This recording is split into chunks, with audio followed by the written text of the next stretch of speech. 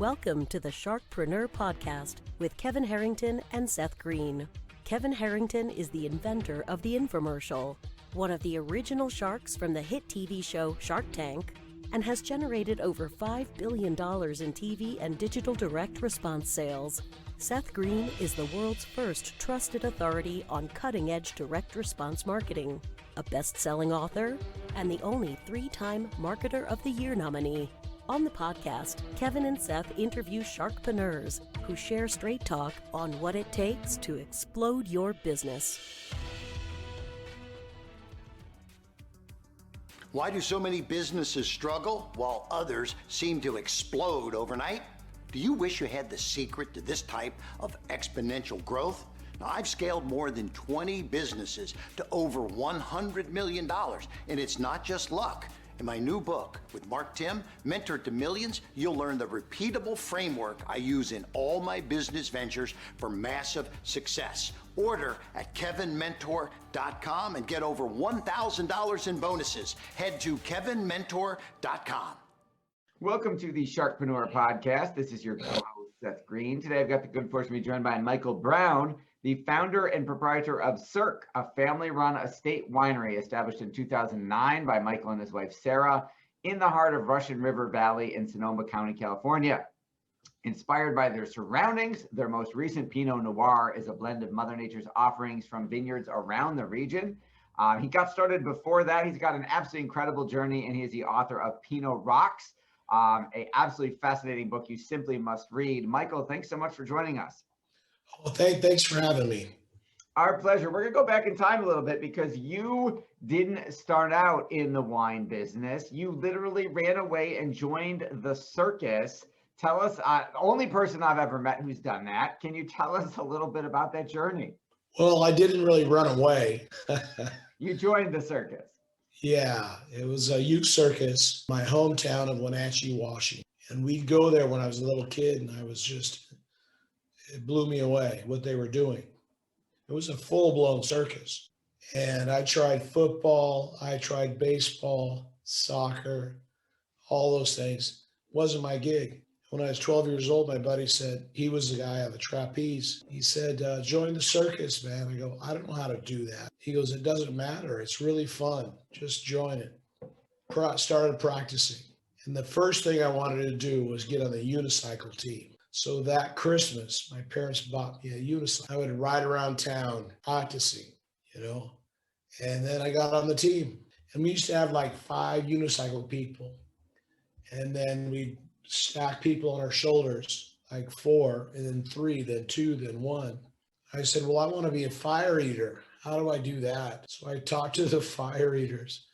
I go, here's how you do it. And so I practiced. I made my own little fire eating wands, You take a old coat hanger and you wrap it with cotton and you dip it in fuel and you eat it, right? Not that complicated of a thing. And then I said, well, I'm never going to get on the high wire. Well, a year later, I'm on a bicycle on the high wire, 25 feet in the air. And it taught me about practice. And I said, there's no way I'm ever going to get on the trapeze. I'm not an acrobat. They said, Michael, do you want to be the catcher on the flying trapeze? And I said, yes, please. Right. And I did it. And that was some scary stuff, man. You're hanging upside down, timing people, right? Gotta clap your hands and they fly through the air, the greatest of ease. And you catch them and you throw them back. And it taught me a lot about life, that if you practice, you persevere, then you can do anything you want, anything. I wanted to be a craftsman. I wanted to be a businessman. And that's where the wine business. How did you discover the wine business? Because it isn't something most of the time, unless you're born into it or have an obsession with it, that most people consider as a career path. And you were in the circus. How did you discover the wine business? Through the restaurant business. When I was 13 years old, I was in the wood shop and I was making $5 a week from my dad mowing our lawn, my allowance, so to speak. And he goes, oh, dude, you can wash dishes for $3.35 an hour. I go, now that makes sense. And so then I got promoted out of the dish pit into cutting onions. And I got a job at this restaurant on base, Steak Diane, Cherries Jubilee, Scampi, all this stuff. And the manager said, Michael, you're 16, you can't do flambés, so lie on our application and say you're 18.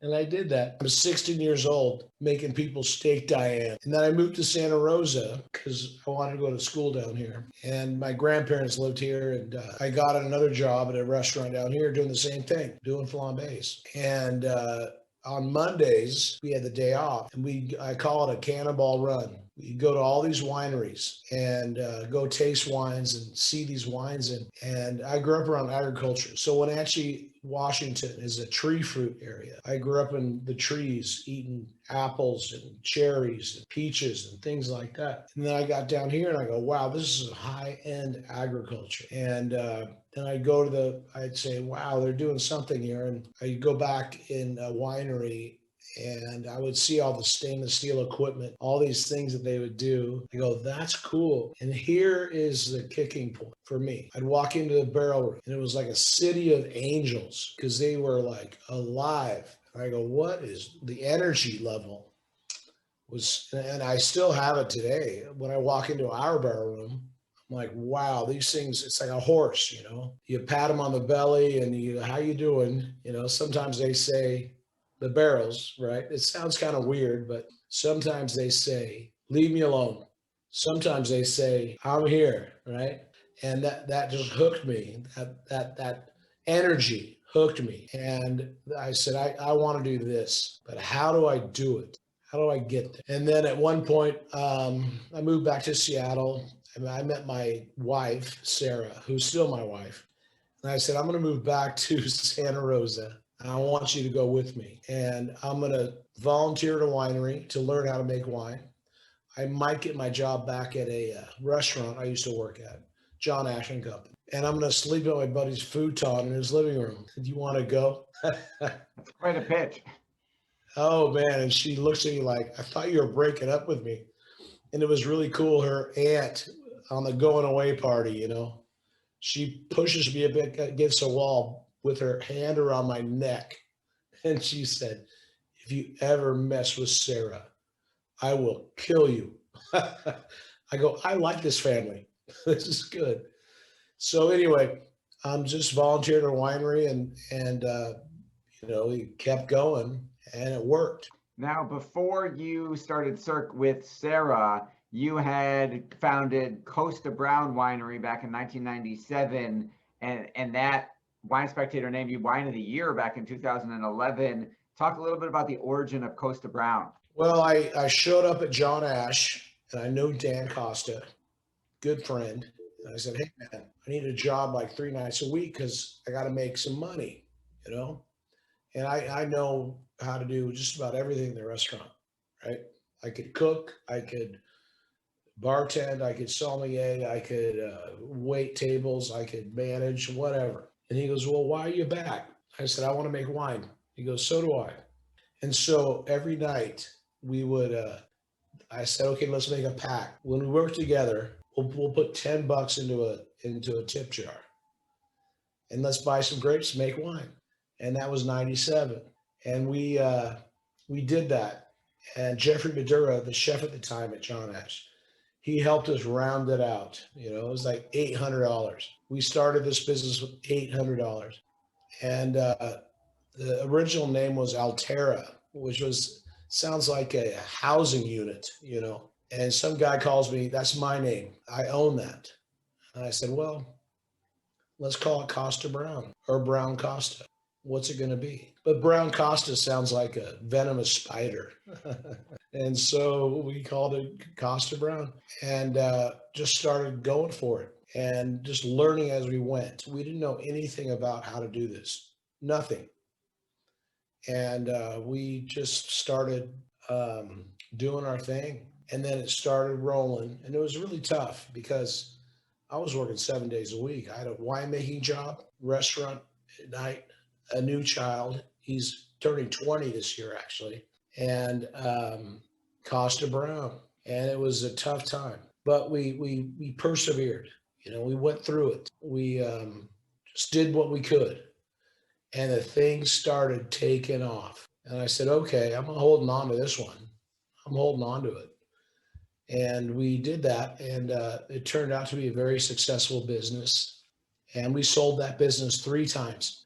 And the last time I said, well, I got to do something else. I'm going to stay in the wine business. And that's where CIRQ came out. And that's where Chev came out, my new label. And we now we have our own winery, Browne Family Wines, and we own it. And I'm in no hurry. No hurry. That is absolutely incredible. Why do you say that wine is storytelling? I say that because think about it this way. You sit around a fireplace. You might have some food. Hopefully you got some good music, because I love music. You might have a bottle of wine, but that leads to conversation, and that leads to storytelling. And I love stories. It's like the old guy that would paint on the wall in a cave, you know? You tell a story. And sometimes it works, sometimes it doesn't. Doesn't really matter. But yeah, wine leads you to conversation. That's a storytelling part. Your passion's obvious. What do you like best about what you do? I love being around Mother Nature and being in the vineyards, being out with the butterflies, with the birds, and then crafting something. I call our winery our shop. So after the whole season, the vintage, so to speak, it is what it is. It's Mother Nature. We only have so much control, and you can't control it. And then you bring it in and you craft something, and hopefully somebody enjoys it. Right. What do you think some of the key personality traits are that led to your eventual success? Personality traits.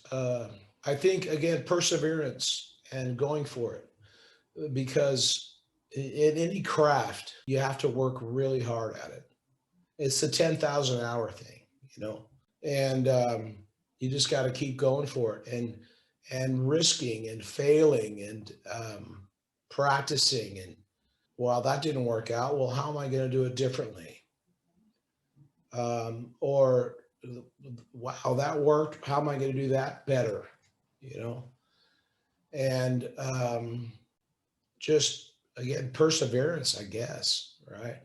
What have been some of the biggest challenges you've overcome, and what'd you learn from them? Just working hard, you know, and not giving up. You don't give up. And when something slaps you in the face hard, well, you take it and you keep moving forward. You don't take no for an answer, right? You just got to keep moving. And you're going to fall on your face. There's no doubt, but that's okay. It's a learning experience, right? When you fall off a horse, I've done that many times, you get back up on it. And this one time I'm in a horse group and I fell off a horse. We were both going to die, me and the horse. Big old sucker. And this little guy, he's rodeo dude. He goes, get back on it. I go, no, I'm not going to get back on the horse. And he said, no, you are, because we got 18 miles to get back to camp. And so I got back on the horse. And that's just a metaphor or an analogy, however you want to put it. Translate things in life. When you hit the ground, you get back on it and you go for it. What inspired you to write the book? You know, I used to have lunch with a gentleman named James Lauby, who was an editor for the Wine Spectator magazine. And we'd have lunch, you know, once or twice a year. And he said, Michael, this is like 7 years ago. He said, Michael, you got to write your story. I go, I don't know how to write a book. He goes, it's simple, but he's a writer. And he goes, just dictate it and write it. And I thought about that and I go, there's no way, I can't do it. But I said, you know, it'd be kind of cool for my kids to have my story, because I wish I had a book of my great grandfather, for example, or whoever my ancestors were and what they went through, what they did. And then I did some talk in Napa. It was with, you know, Google executives and people like that, you know. They wanted a wine guy, and there was a book guy there. His name is Tucker Max. I've known Tucker for years. Oh, you have? Yeah. Yes. And I'm sitting there in the back. I'm all mic'd up, right?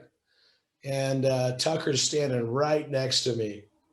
And I listened to his pitch on his book in the box thing. It's now called Scribe Media, right? Yes. My picture comes up and the Kosta Browne logo comes up because I'm getting ready to go up. I'm finishing out this thing. He goes, "Oh, I love that wine," because he grew up in the restaurant business. And he looks at me going, "That's you." I go, "Yeah." And the next day he calls me, he says, "Can we come over? We want to see your winery." And I said, "Yeah, absolutely." And he brought his, at the time, his girlfriend and his little baby. Now they have 3, I think. But anyway, he goes, "You got to write a book, and I'm going to do it for you." And I said, "Okay, let's go." That was over 4.5 years ago. And we went through it, and he would come up here. We would do Zoom calls, all Skype, all this different stuff, and dictated the thing, and we got it done. And I just wanted to tell part of my story, and it's just part of the story. Well, it's a fascinating book, and you've built an incredible business. Congratulations on all the success. For our folks who are watching and listening and want to get a copy of the book and perhaps buy some wine, where are the best places for us to send them? So the book is, the best place is Amazon. And I'll talk about the audiobook in a second, and brownfamilywines.com. They're all tied together. And we don't have a lot of wine to sell, but we can certainly get people on the list. It takes a year or two, to get an allocation of the wines. But that's where people can go. And if they mention that they saw you, we'll log that in.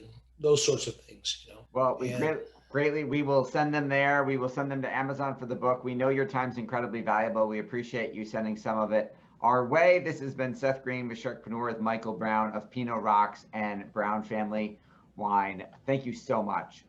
Could I mention one thing? Oh, yeah, go ahead. Sorry. So the audiobook. So William Shatner did it. Oh, wow. And the book company said, "Hey, we got to have a narrator for your book." And here's like 7 narrators. I went home that night and I go, "Well, I want Morgan Freeman or William Shatner." Morgan Freeman would have been hard to get to. I got a loose connection, but I got a good connection with William Shatner. A week later, I'm on the phone with Captain Kirk, and he goes, "Michael," you know how he talks. "Yeah, I like the manuscript, but it's got a lower tone, so I'm going to lower my tone." And he nailed it, man. So the audiobook is pretty fun. Well, that is fascinating. Obviously, that'll lend its own element to it. Again, Seth Greene with Michael Browne. Michael, thanks so much. Thanks, Seth. I appreciate it. Thanks, everybody, for watching or listening. We'll talk to you next time. Do you need money to fund your idea, product, or service? Are you ready to take your business to the next level, but need capital to get it done? Kevin Harrington has heard more than 50,000 pitches and knows how to help you make the perfect pitch to get the funding for your entrepreneurial dream.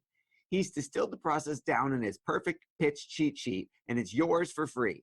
Just text PITCH to him right now at 727-888-2100. Text PITCH to 727-888-2100 right now and claim your free perfect pitch cheat sheet.